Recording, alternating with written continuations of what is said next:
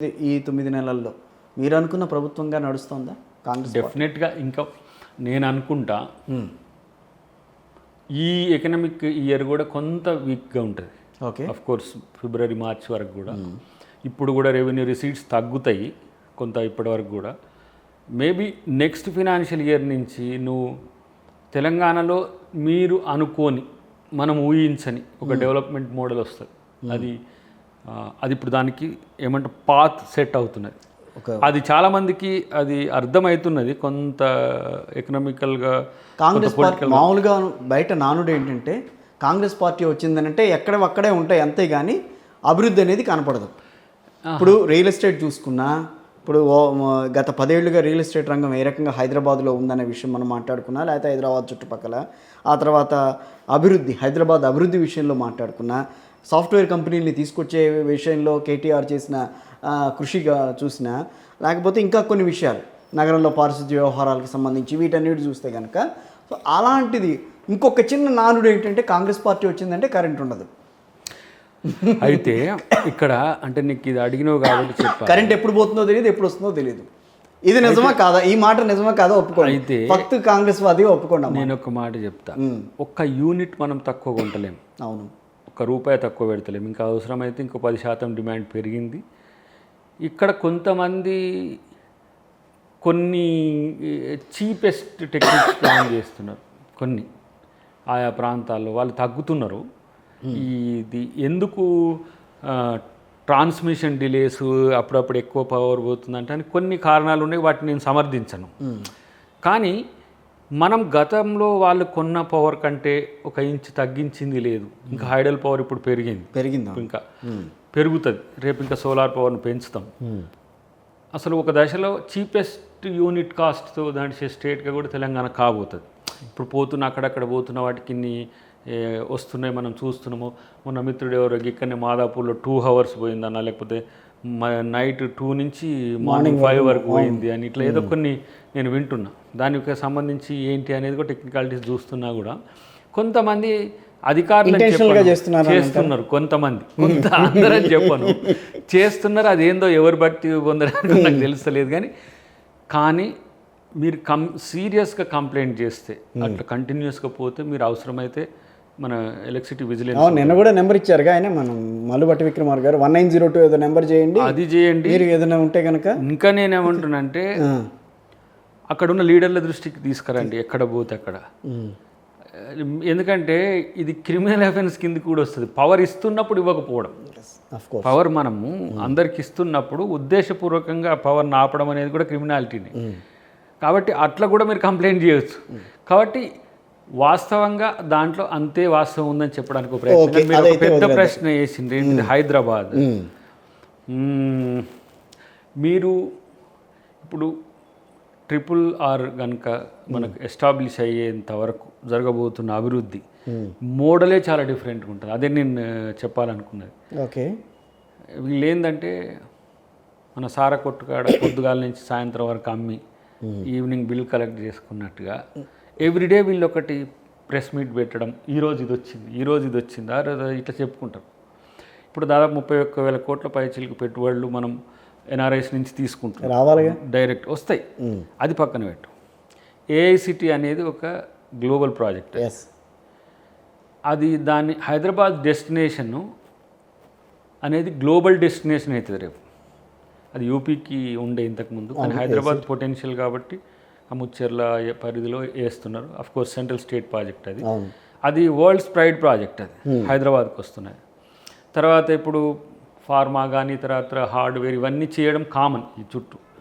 But Hyderabad బతుకు చిత్రాన్ని మార్చడానికి మూసీ రివర్ ఫ్రంట్కి సంబంధించిన అంశంలో అది ఎకనామిక్ మోడలే. ఓన్లీ మురికి కాలువలు కడిగి పూలు పెట్టి మురికి కాలువల నుంచి వాసన వస్తుంటే కూడా అని ఇది కాదు. ఇది అక్కడ బస్తీలను రిహాబిటేట్ చేస్తూ, ట్రాన్స్పోర్టేషన్ ఈజీ చేస్తూ, అప్ టు మీకు గట్కేసర్ వరకు కూడా ఒక ఈజియెస్ట్ వే అవుతుంది. ఇంకా వాటర్ వేస్ మేబీ ఇంకా నేను ఆ డిజైన్లో ఎక్కువ దాన్ని ఫాలో కాలేదు. కానీ అక్కడే నీకు మాల్స్, అక్కడే షాపింగ్ సెంటర్స్, అక్కడే మీకు నదీ తీర ప్రాంతంలో హోల్ సిటీ మీరు చూడండి ఒక డ్రాస్టిక్ చేంజెస్తో వస్తుంది. ఇప్పుడు regional ring road, outer ring road మధ్యన ఏ విధంగా పేద బస్తీలను అకామిడేట్ చేయాలనేది కూడా. ఇప్పుడు హైదరాబాద్లో పుడతారు, ఇంకా వాళ్ళు జాగా కొనే ఆర్థిక స్తోమత కూడా ఉండదు. వెనకటికి ఎప్పుడో ఒక సెంటు భూమి ఇస్తారు, లేకపోతే ఒక 75 గజాస్ 60 గజాస్ ఇస్తారు. ఇప్పుడు ముస్లిమ్స్ అంతే ఈ బస్తీలలో మగ్గే వీళ్ళు కూడా ఏమైందంటే 1, 2, 3 ఇట్లా వేసుకొని దాంట్లోనే తండ్రి పిల్లలు ఉంటారు. ఇంకా కొనలేరు. ఒక గజం కాస్టే మీకు 2 లక్షలు అవుతున్న ఏరియాస్ ఉన్నాయి. సో వాటిని ముఖ్యమంత్రి గారి దృష్టికి కూడా ఏంటంటే ప్రతి 1 కిలోమీటర్కి ఒక 10-20 ఏకర్స్ పేదల కోసం, మధ్యతరగతి కొరకు. ఇప్పుడు మన సామాజిక ఇండ్ల పథకం, ఇందిరమ్మ ఇండ్ల పథకం కట్టించేయడం. ఎందుకంటే అభివృద్ధి ఎంతైనా జరగవచ్చు, మల్టీ బిలియనీర్స్ హైదరాబాద్లో ఉన్న వాళ్ళు లక్షల మంది కావచ్చు, కానీ పేదోడికైతే బతికే హక్కు ఉన్నది కదా. కనీసం ఇక్కడ పుట్టినోనికి చచ్చే హక్కు కూడా ఉన్నది. చస్తే బొందబెట్టే జాగా కూడా ఉండాల్సిన పరిస్థితి ఉంటుంది. అట్లా కూడా లేకుండా అయిపోయింది మనకు. నేను అనుకుంటా సీరియస్ బస్తీలు, నేను దాదాపు 2004-05 నుంచి నేను బస్తీలు చూసినా కదా, అవి చాలా ఇరికిరికైనాయి. అప్పుడప్పుడు నేను పోయి చూస్తుంటా. ఓల్డ్ సిటీ బస్తీస్ కానీ, ఇప్పుడు మనకు ఈ పంజాగుట్ట ఏరియా కానీ, ఇటు మనకు చింతల బస్తీ కానీ, అటువైపు మనకు ఎల్బీ నగర్ అటు ఏరియా ఉన్న బస్తీలు కానీ చాలా ఇరుకిరుకున్నాయి. తర్వాత వాళ్ళకు ఇప్పుడు రేషన్ కార్డులే ఇవ్వాల్సిన పరిస్థితుల్లో తక్కువ అవుతున్నప్పుడు రేపు ఇండ్ల స్థలాలు ఇవ్వాలి. అలాంటప్పుడు నీకు వీళ్ళు ఇల్లు కట్టుకోవాలంటే హైదరాబాద్లో పుట్టి భువనగిరి అవతలికి పోవాలి, లేదంటే వీళ్ళు ఎక్కడికి మాల్ అవతలికి పోవాలి, లేకపోతే ఇంకెక్కడికో పోవాలి. అలాంటి సీఎం గారి దృష్టికి తీసుకొచ్చి అక్కడక్కడ కాలనీస్ కొరకు ఇప్పుడు ఒక 2-3 కిలోమీటర్స్ ఒక ఎంత 20-30 ఏకర్స్ గవర్నమెంట్ వదిలేస్తే వాళ్ళకు బతుకునివ్వడమే కాదు, వాళ్ళకు బతికే హక్కును కూడా కల్పించాల్సిన బాధ్యత ప్రభుత్వానికి. అట్లా ఉంటుంది. రెండోది ఏంటంటే సాఫ్ట్వేర్ అనే కాదు, రేపు హైదరాబాద్ బ్రాండ్ను ఇంటర్నేషనల్ చేసే ఒక ప్రణాళికతో కూడా ప్రభుత్వం ఉంది. ఏదో ఆషామాషిగా చేసి గింత చేసి ఇది అని చెప్పుకోవడానికి. కాంగ్రెస్ ఇప్పుడు ఢిల్లీ డెవలప్మెంట్ అథారిటీ పెట్టినాం ఒక రోజు. 10,000 crores సెంట్రల్ బడ్జెట్ నుంచి అలొకేట్ చేసింది సోనియా గాంధీ గారు. నాకు బాగా గుర్తు, అప్పుడు నేను మూవ్మెంట్లో ఉన్నప్పుడు. అరే డిస్క్రీటెడ్గా ఎందుకు ఒకే జిల్లా ఒక ఢిల్లీకి 10,000 కోట్లు చేయాలని. ఈరోజు దాని ఫలితము మీరు యమున మొత్తం కూడా ఢిల్లీలో భాగమై ఇటు నోయిడా, ఇటు గ్రేటర్ నోయిడా, తర్వాత గూర్గాం నుంచి నీకు ఉత్తరప్రదేశ్, హర్యానా, ఇటువైపు వస్తే రాజస్థాన్ వరకు ఢిల్లీ అయింది. కోర్ ఢిల్లీ మీకు కొంచెమే ఉండొచ్చు, కానీ ఆగ్రా కూడా రేపు మీకు కవరేజీలు వచ్చేస్తుంది, ఆజ్మీర్ దర్గా నుంచి మొదలు పెడితే. అట్లనే హైదరాబాద్ ఇప్పుడు మీకు 70 kilometers రేడియస్ అవుతున్నది. ఓకే, మీన్స్ భువనగిరి, చౌటుప్పల్, షాద్ నగర్, వికారాబాద్, ఇట్లా మీకు ఈ ఏరియా అంతా కూడా ఇట్లా ఎక్స్పాండెడ్ మోడ్లో అవుతున్నది. అర్బన్ను సెమీ అర్బ్గా మార్చి వలసల్ని అక్కడికే. ఇప్పుడు హైదరాబాద్ అంటే ఇప్పుడు రేపు మీకు ఒకరోజు దిల్సుఖ్ నగర్ ఒక విలేజ్, వనస్థలిపురం ఒక విలేజ్, కానీ today part of the city అవుతుంది. రేపు చౌటుప్పల్ కూడా అట్లా అవుతుంది, రేపు షాద్ నగర్ కూడా అట్లా అవుతుంది, ఇబ్రహీంపట్నం కూడా అట్లా అవుతుంది. అలాంటప్పుడు ఈ వచ్చి 1,50,00,000 మీరు షాపింగ్ చేసుకోవాల్సిన అవసరం లేదు. సో ఎక్కడికక్కడికి వలసల్ని కూడా పల్లె వచ్చి పట్టణంలో వలస వస్తుందనే దాని నుంచి సెమీ సబర్బ్స్గా ఉండే ఏరియాల్లో కూడా మనం ఎంపవర్మెంట్ ఇవ్వచ్చు. కానీ ఇవన్నీ మాటలు వింటుంటే కాంగ్రెస్ పార్టీలో కూడా చాలా మార్పు వచ్చింది ప్రజల విషయంలో. డెఫినెట్గా వచ్చింది. ఆల్మోస్ట్ ఇదివరకుకి కాంగ్రెస్ పార్టీ పరిపాలనకి ఇప్పుడు కాంగ్రెస్ పార్టీ పరిపాలనకి తేడా ఉంటుందేమో అని స్పష్టంగా కనిపిస్తుంది. ఇప్పుడు 2 క్లస్టర్స్, ఇప్పుడు rural Telangana, urban Telangana. Rural Telangana మనకు పట్టు, మన ఎకనామికల్ గెలిచింది కూడా అక్కడే కదా, గెలుచుడు సార్ అది వేరు. ఇదేమో హైదరాబాద్ అయినా నాట్ ఈవెన్ తెలంగాణ సిటీ, ఇది ఇండియా సిటీ అవుతుంది. సెటిలర్స్ ఉంటారు. దీంట్లో తెలంగాణ వాళ్ళ పాత్రను పెంచడం. ఫర్ ఎగ్జాంపుల్ నేను ఇప్పుడు అటు పోతా కదా, ఐటీ హబ్, ఇటు టీ హబ్, టీ వర్క్స్, లేకపోతే ఇవన్నీ ఈ ఏరియా ఈ పట్టెకి చూస్తా కదా, అక్కడ తెలంగాణ కానీ తెలుగు వాళ్ళు కానీ ఎంతమంది ఉంటారని చూస్తా. తెలుగు కూడా నాట్ ఈవెన్ తెలంగాణ. అంటే గ్లోబల్ ఆపర్చునిటీస్ని తీసుకొచ్చి టాలెంటెడ్ అంతా కూడా ఆ ఏరియాలో జామ్ అయినారు. దాంట్లో కొంతమంది తెలుగు వాళ్ళు కూడా ఉంటారు, తెలంగాణ వాళ్ళు ఉండొచ్చు. ఇక్కడ తెలంగాణ తెలుగు వాళ్ళను మనము పెంచాలి. ఏది న్యూ మోడల్ డెవలప్మెంట్లో వీళ్ళని భాగస్వామ్యం చేయాలంటే ఏ విధంగా అనేది కూడా ప్రభుత్వ ఆలోచన ఉంటుంది.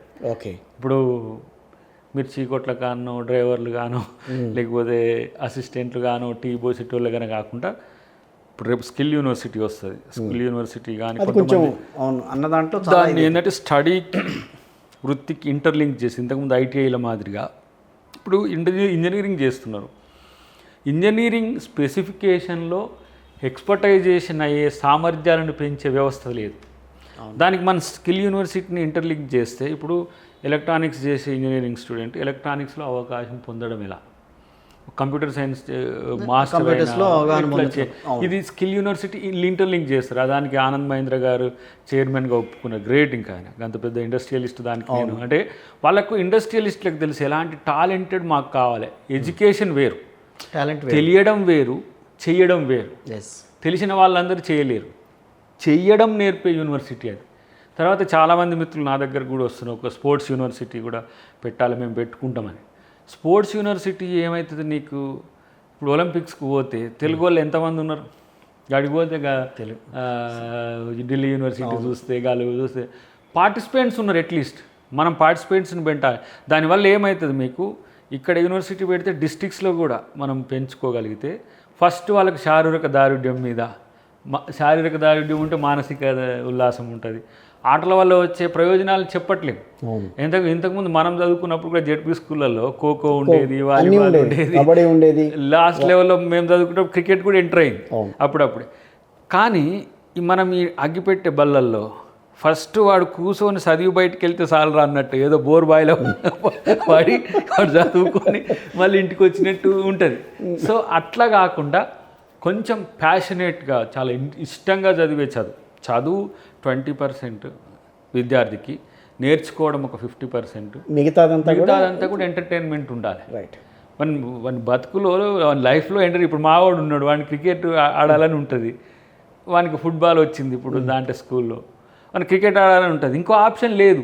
స్కూల్ గ్రౌండ్ పెద్దగా ఉంటుంది, హెచ్పిఎస్ అంటే చాలా పెద్ద స్కూల్, కానీ వాళ్ళు కోరుకున్న దాంట్లో ఆడాలంటే లేదు.